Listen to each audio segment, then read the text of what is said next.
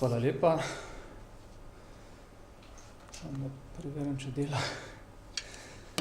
Vsem lep pozdrav. Hvala lepa za čas in za udeležbo. Na predstavitvi programa za področje infrastrukture in prostora. Moram reči, da mi je v veselje, pa tudi v čast, da vam lahko ta program predstavim. In bi se ob tej priložnosti tudi rad javno zahvalil vsem, ki so pri tej pripravi sodelovali. V odboru za infrastrukturo in prostor Strokovnega sveta Slovenske demokratske stranke sodeluje preko 100 posameznikov iz različnih strokovnih področij, od arhitektov, inženirjev, pravnikov, ekonomistov, in vsak je na nek način pomagal pri pripravi tega programa. Danes bi vas seznanil z osnovnimi izhodišči, zaradi tega, ker ni časa toliko, da bi lahko šli v podrobnosti, vendar pa bi za uvod povedal, da ta kadrovski potencial, ki obstaja v okviru odbora za infrastrukturo in prostor, pomeni tudi to, da je stranka ne samo programsko, ampak tudi kadrovsko pripravljena uresničiti tisto, kar je v teh poudarkih programa, ki jih bom predstavil v nadaljevanju napisano. Zdaj na področju infrastrukture in prostora govorimo predvsem o infrastrukturi s področja prometa in prometne politike in o prostorski oziroma politiki urejanja prostora, gradenj objektov in tako naprej, kjer v bistvu zasledujemo dva temeljna cilja. Kar se infrastrukture tiče, je gotovo cilj oziroma osnovna premisa delovanja urejena infrastruktura na področju prometa kot podpora gospodarstvu in mobilnosti prebivalstva. Zdaj, kateri pogoji vse morajo biti izpolnjeni, zato da je ta cilj dosežen, boste slišali v nadaljevanju. Marsikaj je bilo v preteklih letih že narejeno, veliko tega pa seveda še ne. Praktično ga ni področja, kjer ne bi bile mogoče izboljšave, tako na področju urejanja in modernizacije infrastrukture, kot na področju prometne logistike, izboljšanja javnega prevoza in tako naprej.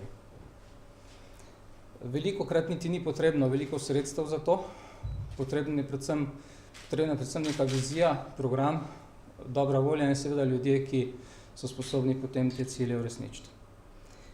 Zdaj, na področju prostorske politike, ki je na nek način neposredno vpeta v te procese urejanja prometne infrastrukture in seveda tudi širše, pa mislim, da je osnovna premisa delovanja na eni strani ščititi prostor kot omejeno dobrino, ki je tudi nacionalnega pomena, na drugi strani pa seveda ta zaščita ne sme biti ovira razvojnim politikam na različnih področjih. Nedvomno gre za nek konflikt, ampak pozitivni konflikt, vkolikor je ta prostorska politika ustrezna, tega konflikta ni. In imamo nek urejen prostor, urejen razvoj, brez nepotrebnih ovir, brez neke nepotrebne namišljene zaščite tam, kjer ni potrebna, in sprostitev možnosti povsod tam, kjer je za to možnost.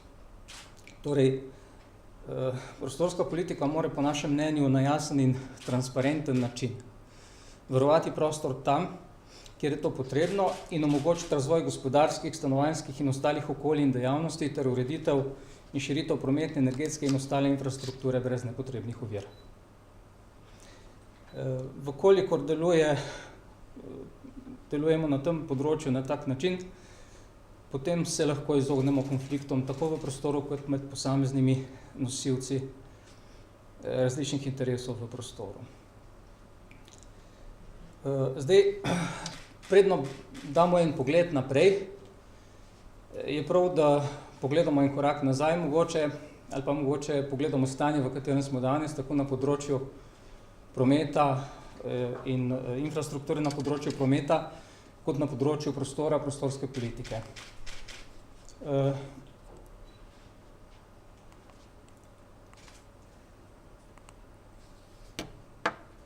Torej, vi veste, da so bili v preteklih mandatih v okviru stranke, v okviru strokovnega sveta stranke, na tem področju, pa tudi na drugih, sprejeti programi, sprejete zaveze, ki so bile številne že uresničene, nekatere so v uresničevanju, nekatere pa so zaradi poteka časa in spremenjenih okoliščin postale brezpredmetne. Razvoj na posameznih področjih, potrebe in pričakovanja uporabnikov pa terjajo nove pristope in novelacije programov iz preteklih obdobij in temu so tudi namenjene te programske usmeritve, ki jih imamo danes pred sabo. Stranka je v letu 2012 prvič imela priložnost, da je za dobro leto dni prevzela neposredno odgovornost na področju prometa in prostora oziroma infrastrukture in prostora. Kljub temu, da gre za neko kratko obdobje, so bile le sprejete v tem obdobju neke pomembne odločitve, nekatere izmed najpomembnejših so tukaj zapisane. Gotovo je bila ena izmed pomembnejših v luči krepitve javnega prevoza in tudi izboljšanja storitev za uporabnike, uvedba subvencionirane vozovnice za dijake in študente, kjer je bil namen, da bi se ta vozovnica v obdobju nekje do konca leta 2014 nadgradila v to enotno integrirano vozovnico IEPP, poznano danes, ki je bila, kot veste, uvedena lani septembra. Torej nekaj več časa je bilo potrebnega, ampak ta pot se je nadaljevala. Torej, usmeritev, ki je bila sprejeta v tistem obdobju, je doživela nadaljnje korake in seveda so potrebni še nadaljnji koraki v luči krepitve javnega prevoza, v luči širitve te ugodnosti za stalne uporabnike izven kroga dijakov in študentov na širšo populacijo, v luči izboljšanja voznih redov, v luči izboljšanja storitev javnega prevoza in tako naprej. Potem je bila sprejeta v tem obdobju odločitev o pripravi nacionalnega programa razvoja prometne infrastrukture, ki naj bi bila sprejeta nekje do konca leta 2013. Kot veste, se je to zgodilo junija 2015 oziroma septembra, oktobra 2016 na ravni Državnega zbora. Bila je sprejeta strategija in nacionalni program razvoja prometa. Tako da tudi ta usmeritev, ki je bila sprejeta v tem našem obdobju, je nekako do neke mere uresničena. Manjka še nek operativni, konkreten program izvedbe, ki bi določal tudi odgovornost nosilcev, finančne resurse in seveda vsakoletno spremljavo strani vlade oziroma Državnega zbora, kako projekti potekajo, zakaj se ne uresničujejo, zakaj prihaja do odstopanja in tako naprej. V stranki smo računali, da se bo to zgodilo ob sprejemu nacionalnega programa, te resolucije v Državnem zboru, vendar žal se to ni zgodilo. Ta resolucija je nekako ostala na nivoju nekega deklaratornega dokumenta, brez nekih oprijemljivih odgovornosti, kar je na nek način mogoče pomanjkljivost, na drugi strani pa tudi izziv za prihodnost, ker na tem področju je nesporno potrebno pripraviti operativni načrt, nek akcijski načrt za izvedbo tako modernizaciji železniške kot cestne infrastrukture in novogradenj. In sprejeta je bila odločitev na eni strani o pospešitvi projektov, ki so vrsto let stali. Recimo veste, da se manjkajoči krak na piranski trasi Draženci-Gruškovje 11 km ni leta in leta premaknil iz mrtve točke. To je bilo takrat storjeno, začela se odkupovati zemljišča in tako naprej in veste, da je ta odsek zdaj pred zaključkom. In še številni drugi projekti, pričetek postopka za uvedbo elektronskega cestninjenja za vozila na 3500 kg in tako naprej. Eden izmed pomembnih odločitev oziroma ukrepov pa je bil seveda pospešitev črpanja evropskih sredstev. V letu 2012 je bila absorpcija recimo na področju železniške infrastrukture 5% razpoložljivih sredstev. Pa smo bili leto pred zaključkom finančne perspektive in vse tisto, kar je bilo takrat sprejeto, je obrodilo sadove. Tako da naslednji vladi sta na teh usmeritvah in postopkih nadaljevali in Slovenija je prejšnjo perspektivo 2007-2013 uspešno zaključila na področju prometne infrastrukture. Počrpano je bilo skoraj vse, mislim, do 98,5% sredstev, ki so bila na voljo in teh sredstev je bilo okrog milijarde evrov. Tako da številni projekti, kot sem povedal, so se nadaljevali, zaključili.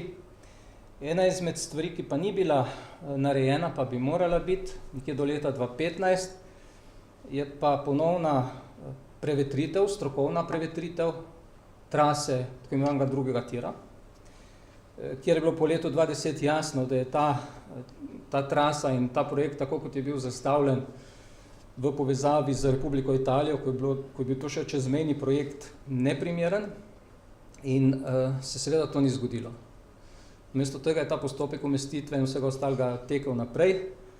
Gradbeno dovoljenje je bilo pridobljeno marca 2016 za enotirno progo, za rešitev, ki ni racionalna in ki je taka bila tudi zaradi tega, ker je sledila tudi pričakovanjem in ciljem sosednje države, ker kot veste, do leta 2010 je bila ambicija, da sta na tej progi dva kraka, ki se strneta pri Črnem Kalu in en krak pride iz Trsta, drugi pa iz Kopra in nadaljuje naprej pot proti Divači oziroma Ljubljani. V letu 2013 smo povedali, da je nekje do 2015 čas, da bi se ponovno preverile vse možnosti, ki so že bile na mizi, pa so bile iz takih ali drugačnih razlogov spregledane. In vkolikor bi bilo to storjeno, sem prepričan, da bi danes dvotirno progo že gradili, ne za tako ceno, kot jo imamo danes na mizi, ampak za bistveno manjša sredstva in da bi bila do leta 2021 tudi že zgrajena.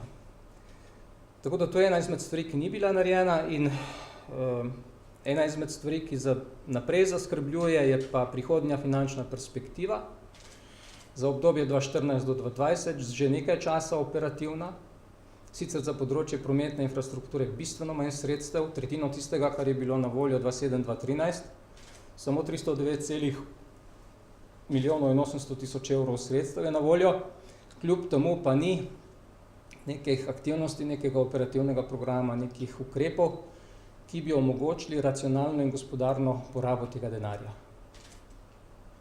Poleg tega so vsebine drugačne, kot so bile v prejšnji perspektivi. Poudarek je bolj na tako imenovanih mehkih projektih, če želite, ne pa na konkretni infrastrukturi in njeni organizaciji in to bo predstavljalo problem za prihodnjo vlado. Naša ocena je, da se bo prihodnja vlada prihodnje leto soočila s približno enako situacijo, kar se evropskega denarja tiče, kot smo se soočili leta 2012 po Pahorjevi vladi. Takrat je bila stopnja porabe izredno nizka, stopnja pripravljenosti projektov slaba, kljub temu se je v roku pol leta to kolo zagnalo, zgodile nekatere prerazporeditve in sredstva so bila počrpana v celoti. Vendar pri velikih projektih to ni dobro. Pri velikih projektih je prav, da se skrbno, natančno, pravočasno načrtuje, ker se drugače lahko zgodi, da se sredstva, ki so na voljo, porabijo tudi za projekte, ki niso najbolj nujni ali pa niso najboljši, ker je pa časovna stiska in ni drugih možnosti. En tak primer recimo so nekatere protihrupne ograje ob avtocestah, kjer bi lahko ta sredstva, ki jih ni bilo malo, vkolikor bi bili drugi projekti pravočasno pripravljeni, lahko porabili za druga področja bolj koristno. Stanje na področju prostora je po naši oceni malo slabše kot na področju prometne infrastrukture. Mislim, da na področju prostora se srečujemo s približno enakimi problemi, kot smo se pred 5 leti. V parlamentarni obravnavi je sicer paket nove zakonodaje, tako prostorske kot gradbene, 3 zakoni namesto 5, kar je dobro. In to je bila tudi naša usmeritev, da je potrebno to področje narediti bolj jasno, bolj transparentno, pregledno. Ampak razen tega dejstva nekih radikalnejših sprememb, ki bi omogočale hitrejše sprejemanje prostorskih načrtov, enostavnejšo izdajo dovoljenj in večjo pravno varnost investitorjev, tega ni, ker se ne spreminja tudi druga zakonodaja, kjer so pač vpeti posamezni postopki, so klasodajalci in tako naprej, okoljska, naravovarstvena, kulturna. In vkolikor se ti zakoni v postopku parlamentarne obravnave, predvsem prostorski, zakon o prostorskem načrtovanju, ne bodo bistveno spremenili, bo potrebna ponovna novelacija, ko bo za to priložnost. Ker ta sprememba, ki je sedaj na mizi, ne bo odpravila vseh težav. Gradbeni zakon je boljši, prinaša vrsto novosti, ki so dobre, vendar premalo posega na to področje v smislu odprave vseh tistih pomanjkljivosti, ki so se nabrale skozi zadnje leto. Tudi zaradi te zakonodaje poteka umeščanje projektov državnega pomena zelo dolgo, 5-10 let. V tem času veste, da se okoliščine, razmere spremenijo in nekaj, kar je bilo načrtovano pred 5 ali 10 leti, ponavadi ni več ustrezno. Dogajajo se rešitve, ki niso več optimalne, niso več najboljše. Zaradi tega je po našem mnenju nujno zakonodajo prenoviti tako, da bo prostorsko načrtovanje zaključeno najkasneje v 2 do 3 letih, ne glede na to, za kakšen objekt gre. In da bo gradbeno dovoljenje po oddaji vloge izdano najkasneje v 30 dneh, ne glede na to, za kakšen objekt gre. Ker ni nobenega razloga, da temu ne bi bilo tako. Stanovanjsko področje je nekako zapostavljeno. Stanovanjski program, ki je bil sprejet pred leti, predstavlja nek socialistični model reševanja stanovanjskih vprašanj, zato ne predstavlja podlage za izvajanje kakršnekoli stanovanjske politike. Ljudje so na tem področju več ali manj prepuščeni samim sebi in lastni iznajdljivosti. Toliko glede stanja. Zdaj pa v nadaljevanju mislim, da je prav, da iz tega stanja pri teh zavezah za naprej izhajamo, bi nakratko povedal bistvo, kar predlagamo na področju prometa, infrastrukture na področju prometa, in v drugem delu še tisto, kar predlagamo na področju prostora, z enim podstavkom v okviru tega področja, tudi nekaj besed okrog stanovanjske politike in okrog zagotavljanja stanovanj, možnosti za stanovanja za mlade in za vse ostale. Mi smo ti dve področji razdelili tako, da smo najprej opredelili, kaj je tisto bistveno, kar nas čaka v naslednjem obdobju, kaj so prioritete. Seveda nismo našteli vsega, ampak samo bistvene elemente, 3 do 5, in ukrepe, ki naj bi jih sprejeli za to, da bi se te prioritete tudi uresničile.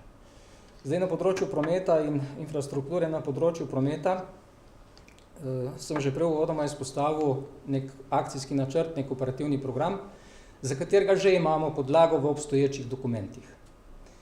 Ta strategija, ki jo je sprejela vlada 2015 in nacionalni program, ki ga je sprejel Državni zbor leto kasneje, sta dobri podlagi. Sta dobra dokumenta, dobro sta poskenirala stanje in tudi omogočata nek konkreten nabor projektov za naslednje obdobje.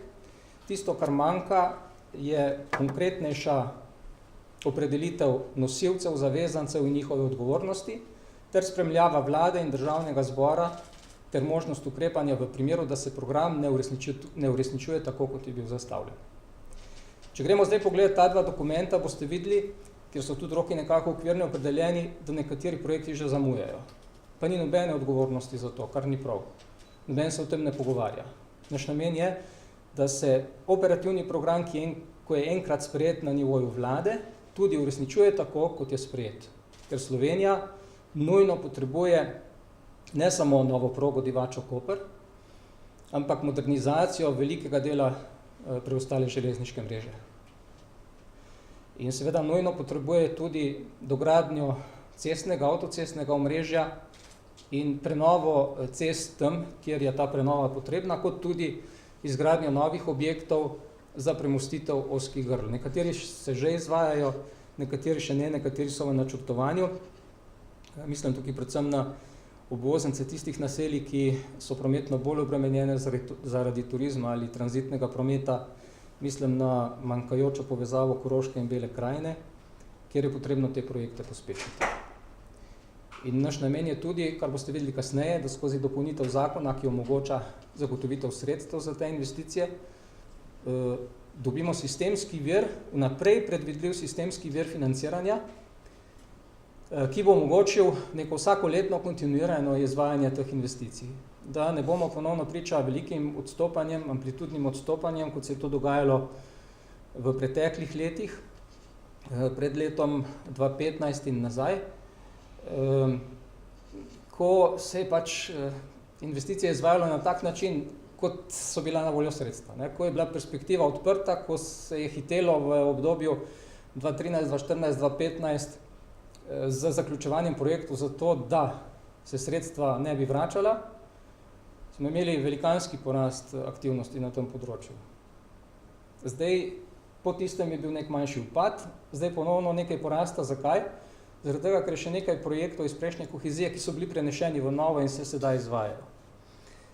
No, mi nameravamo skozi ta program se tem amplitudam izogniti. Prvič zaradi tega, da vnaprej zagotavljamo na nek transparenten in pregleden način investicije v prometno infrastrukturo in na drugi strani zaradi interesov same gradbene stroke, ker tudi gradbena operativa ima svoje zakonitosti in ne more preživeti v primeru nekih velikih amplitudnih odstopanj iz leta v leto. Zdaj v tem delu bi omenil še pospešitev nadgradnje najbolj prometne avtocestne povezave proti Primorski, se pravi to nadgradnjo v 6-pasovnico, izboljšanje pretočnosti avtocest, odprava zastojev, kjer se da veliko postoriti brez velikih denarjev, z drugačno logistiko, z drugačnim upravljanjem. Marsikje ovire na avtocestah ustvarjajo tudi upravljavci sami, po nepotrebnem ali pa ne zavedajoč se tega. In to je potrebno odpraviti, ker ni nobenega razloga, da tega ne bi naredili. Če neko vozilo ima vžgane signalne luči z znakom delo na cesti, pa tega ni, je psihološki moment tak, da se vsa vozila odzadaj ustavijo in nastajajo pri veliki frekvenci prometa potem kilometrske kolone po nepotrebnem, da ne govorimo, da nastane verjetno lahko še kakšna nesreča zaradi zaviranja in tako naprej. Ampak to mimogrede, kot en, bi rekel, najbolj preprost in enostaven ukrep, ki ga lahko sprejme upravljalec danes. Glede vinjet, mi menimo, da so vinjete dobra rešitev, zaradi tega jih bomo ohranili, posodobili, se pravi na ta način, da bomo ukinili nalepke. Torej, sistem me poznajo v državah okrog nas, vinjete so prijazne do domačega prebivalstva, in uporabne za tranzitni promet. Slovenija kot tranzitna država ne more pristati na to, da bi bilo lokalno prebivalstvo pretirano obremenjeno. Vkolikor bo prišlo do tega, da se bodo vinjete ukinile in da bomo vsi morali plačevati avtoceste po prevoženih kilometrih, boste prepričani, da se bo prometna varnost bistveno poslabšala, veliko ljudi ne bo več uporabljalo avtocest in doseglo se ni ničesar. Ravno nasprotno, kar naj bi dosegli s tem, da se promet čim več odvija po avtocestah. Enotna vozovnica, ki se trenutno uporablja na delu populacije, se bo razširila na ostalo populacijo, prenovili se bodo vozni redi in omogočila boljša dostopnost javnega prevoza. Prepolovili bomo stroške za prvo upravljanje izpita, odpravili registracijo koles s pomožnim motorjem in odpravili pretirano regulacijo na vseh področjih, kjer to ni potrebno in ne pripomore k večji varnosti v prometu. Prej uvodoma sem povedal, da urejena infrastruktura pomeni na področju prometa predstavlja podporo gospodarstvu in mobilnosti prebivalstva. Glede na to, da so sredstva omejena, mora prenova in nadgradnja te infrastrukture potekati načrtovano in gospodarno.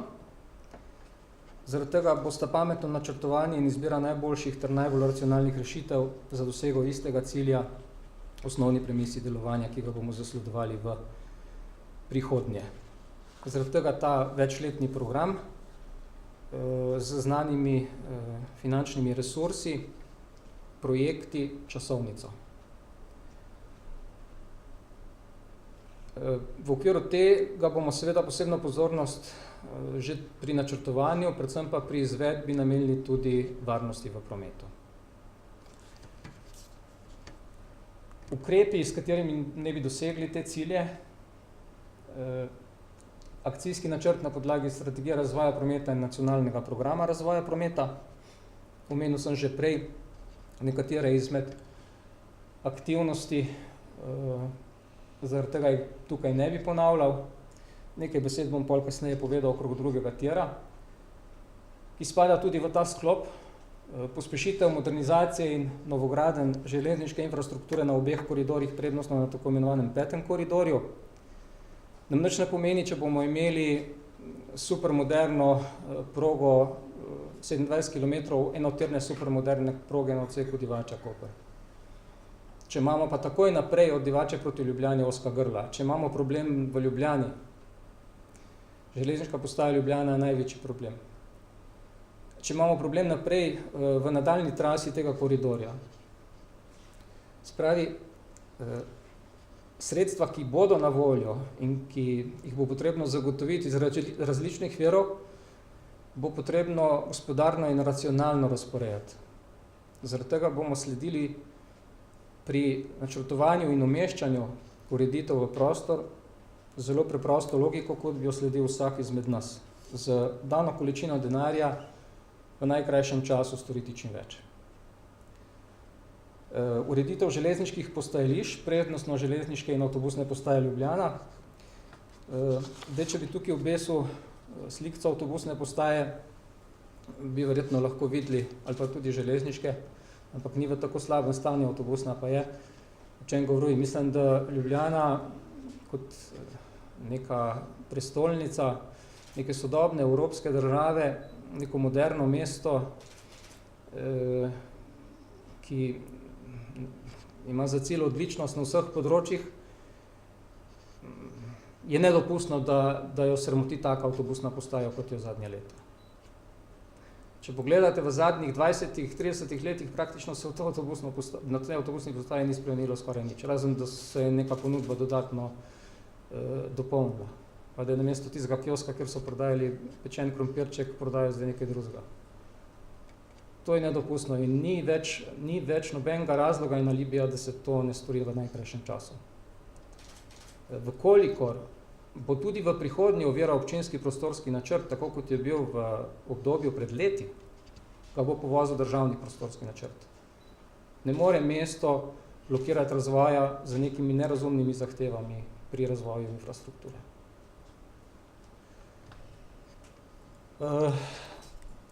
Nova proga Divača-Koper, tako imenovani drugi tir.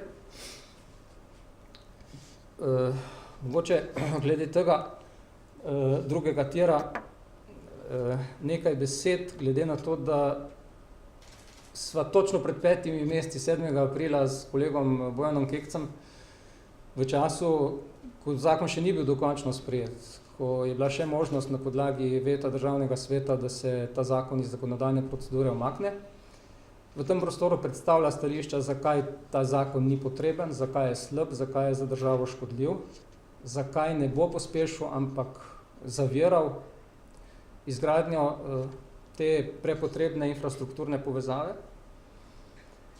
In edina razumna poteza takrat vlade bi bila, da bi ta zakon umaknila. Se pravi, da bi predsednik vlade, gospod Cerar, ugotovil, da argumenti držijo, ker gledajte, kadar se proti neki rešitvi, proti neki odločitvi postavi toliko različnih interesnih skupin, posameznikov, gospodarstvenikov, od avtoprevoznikov do različnih političnih strank, do pristanišča Koper, da ne naštevam vseh, do tistih, ki so še včeraj to povezavo podpirali, je jasno, da s tako rešitvijo, s takim zakonom nekaj ni v redu.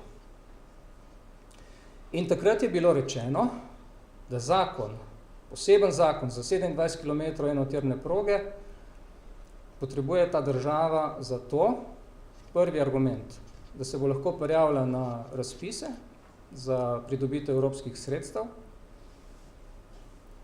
Mišljen je bil ta sklad za IPE, za povezovanje, inštrument za povezovanje Evrope. In drugi argument za to, da bodo lahko druge države participirale finančno pri izvedbi tega projekta. Ne drugi argument nista država ne takrat, še manj držita danes, to se je zdaj dokazano preverilo, država se je prijavila na ta razpis, prijavila je vrednost nekaj čez 500 milijonov evrov vrednost projekta, računa, da bi optimalno lahko dobila tretjino tega denarja, realno pa okrog 80 do 100 milijonov.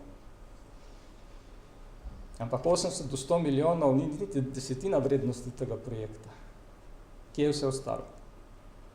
Bila je omenjena Madžarska z 200 milijoni, do danes nimamo ničesar na mizi, poleg tega smo takrat povedali, da za sodelovanje drugih držav ni potreben poseben zakon, ampak je potrebna meddržavna pogodba in njena ratifikacija v državnem zboru. torej pod črto, zakaj je bil potreben zakon o družbi 2TDK z 2 zaposlenima in 45-letno koncesijo. Zakaj? Za neko nepotrebno plenjenje, 45 let, polovico denarja iz Luke Koper, polovico od avtoprevoznikov skozi dodatno takso. Zato, da bo tam enih 100 zaposlenih, ki ne bodo vedeli, kaj početi v naslednjih letih.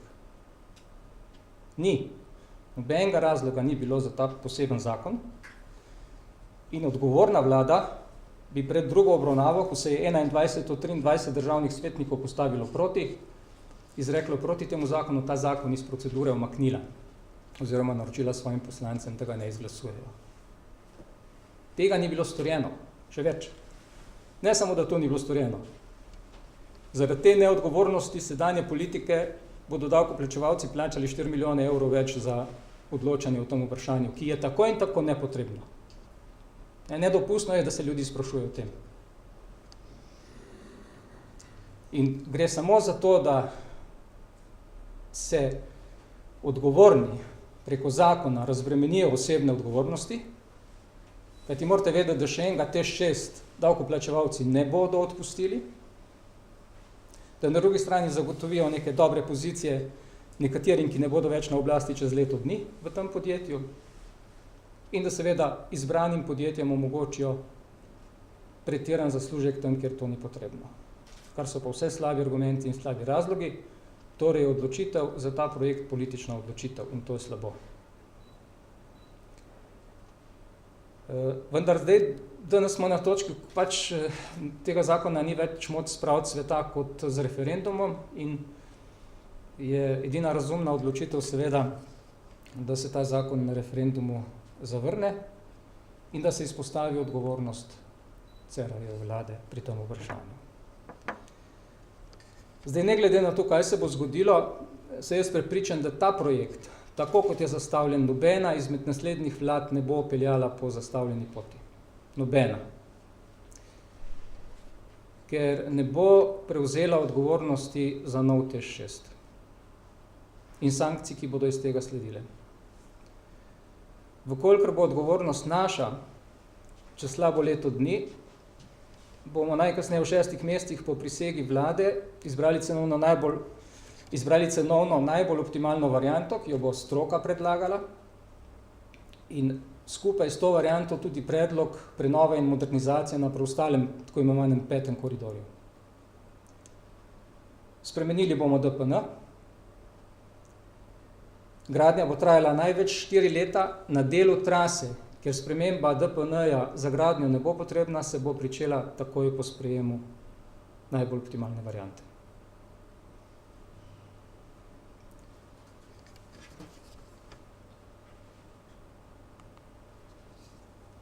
Zdaj, med drugimi ukrepi, ki sem jih uvodoma povedal, so še vinjete. Povedal sem, kaj so razlogi in ne vidim nobenega razloga pametnega, da se ta vinjeta ne bi elektronizirala, modernizirala, zato so vsi pogoji že sedaj in prihranilo neka sredstva, na drugi strani pa tudi izboljšalo sistem nadzora, naredilo to vinjeto uporabnikom bolj prijazno.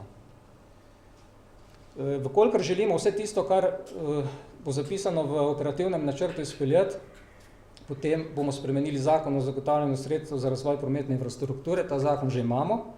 Trenutno sta v tem zakonu opredeljena 2 finančna vira za prometno infrastrukturo in to je nadomestilo za uporabo cest, ki ga plačujemo vsi uporabniki ob registraciji vozil in delež koncesnine Luke Koper. Tema 2 viroma bomo dodali druge, nove vire, s ciljem zagotovitve med 300 in 500 milijonov evrov sredstev letno za modernizacijo na različnih področjih prometne infrastrukture.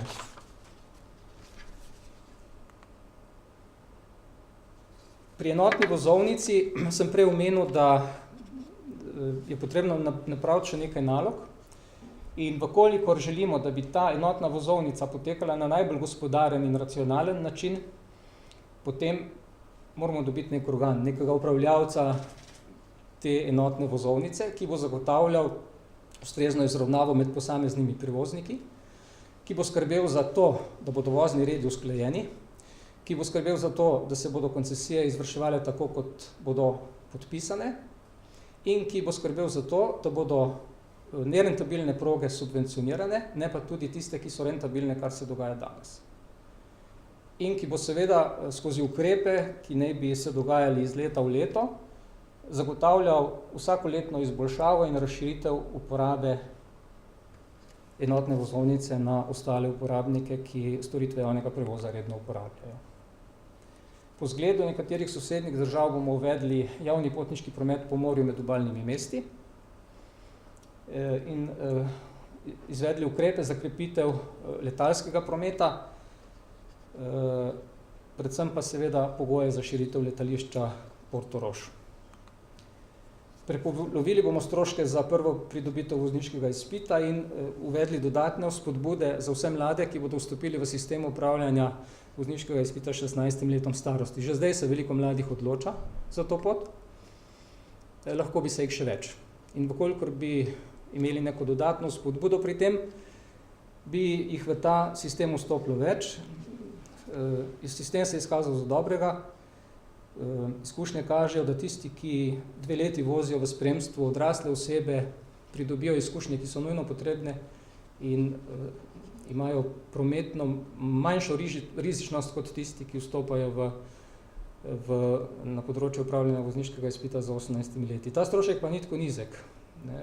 Zdaj se giblje že nekje 1000 in več evrov strošek izpita, tako da za mladega je to zelo veliko breme. Zelo veliko breme, sem rekel malo tisoč, tam poprečje nekje med 1300 in 1500 evrov.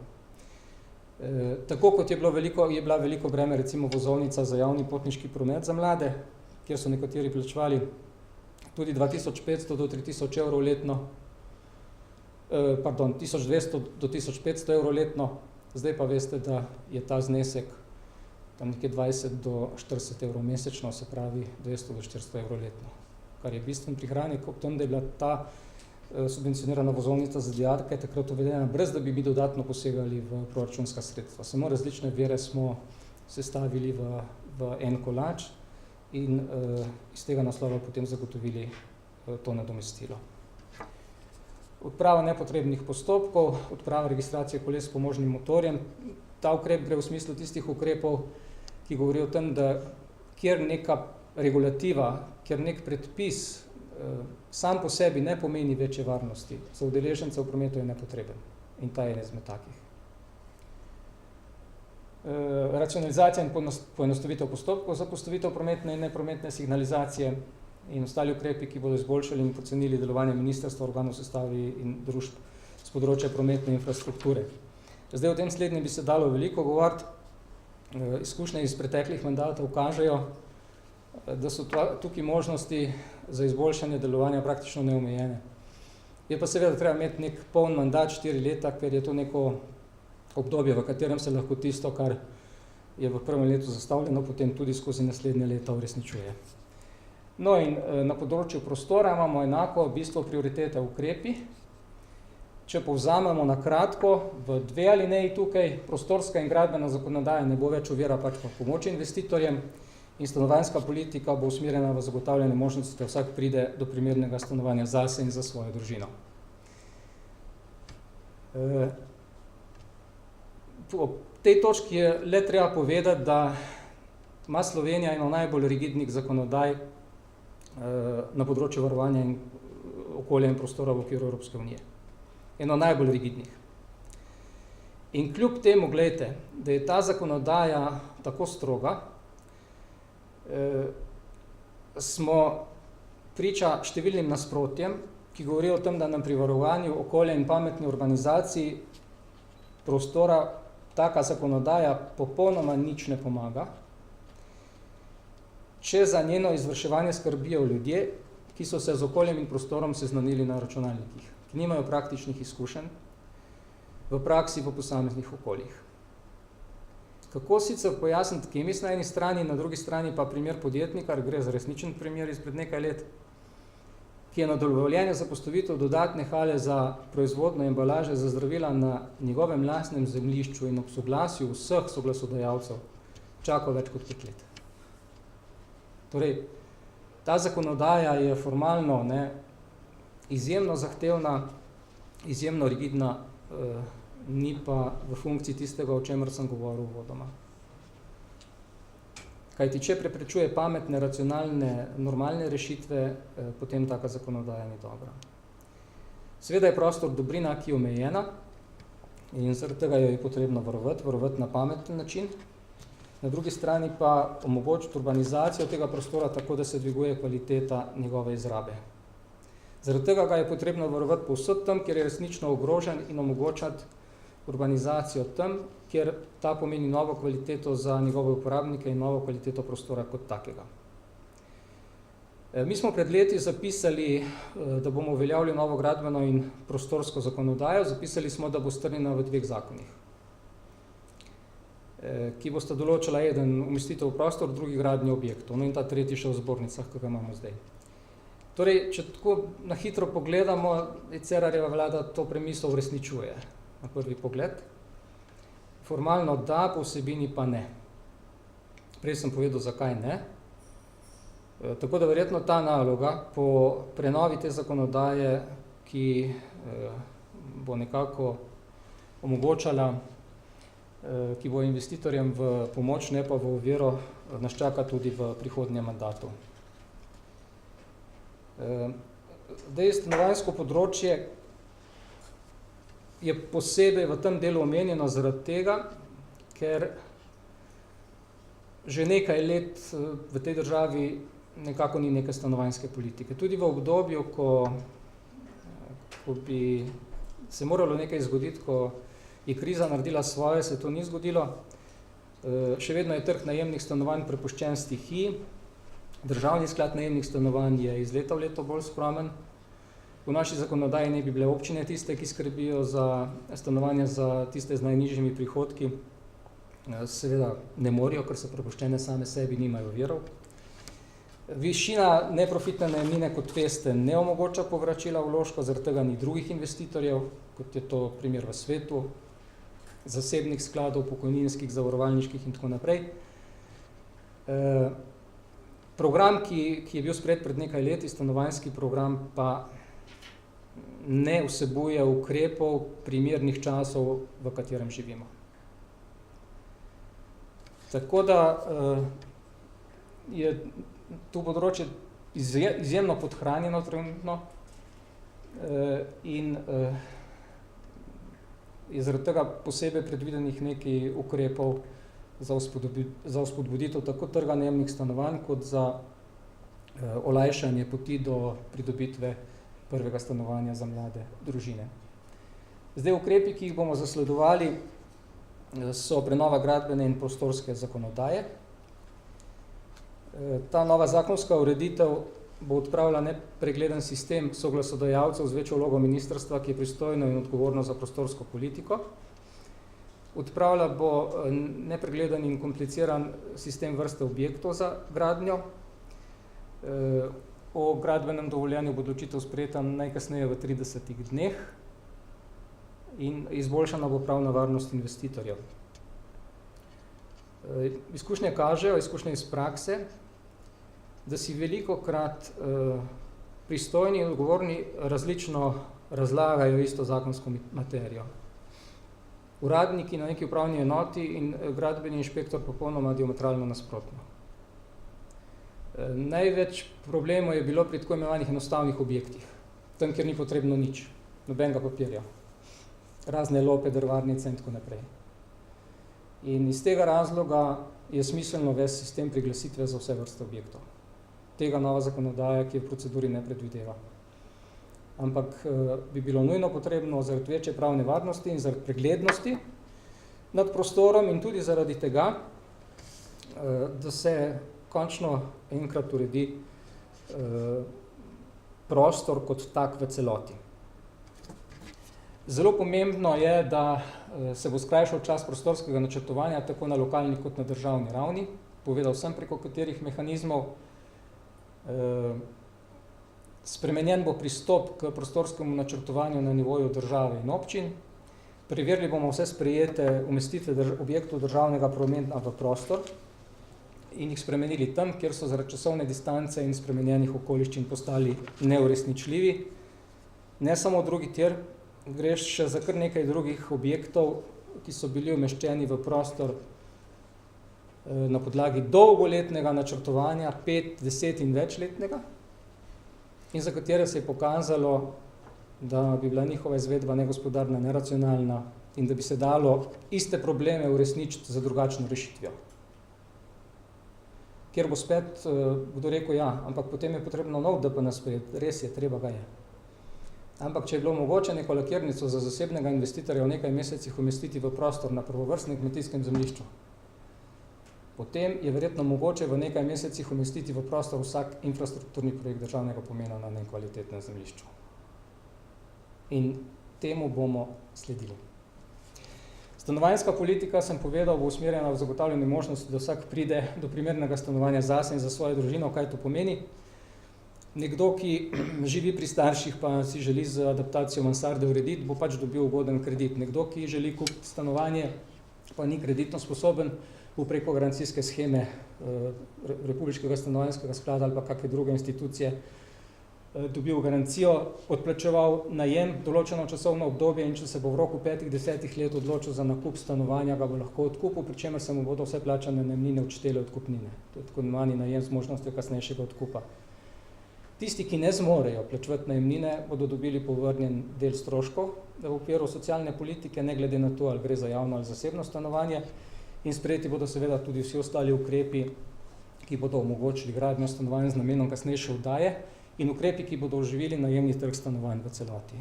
Da gre tudi za regulativo, gre za to, da je prav, da je ta trg pregleden, da so najemna stanovanja fleksibilna, da nekdo, ki ne plačuje najemnine, da nima najemodajalec z njim velikih težav, da pa na drugi strani tudi ta, ki ne plačuje najemnine, ima možnost, da si zagotovi drugo njegovim okoliščinam primerno stanovanje in tako naprej. Skratka, nek fleksibilen trg, ki ne pušča ljudi na cesti, ne ustvarja brezdomcev, ampak omogoča, da pač živijo s svojimi razmerami in okoliščinam primerno, na drugi strani pa, da najemodajalci imajo zagotovljeno neko varnost njihovega vložka in da en del sredstev, ki jih imajo na voljo, namenjajo tudi za take investicije.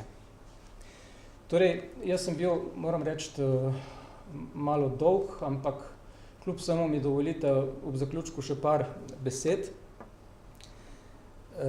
Nesporno je področje prometa, infrastrukture na področju prometa in prostora eno izmed pomembnejših področij in nesporno predstavlja izziv za vsako vlado.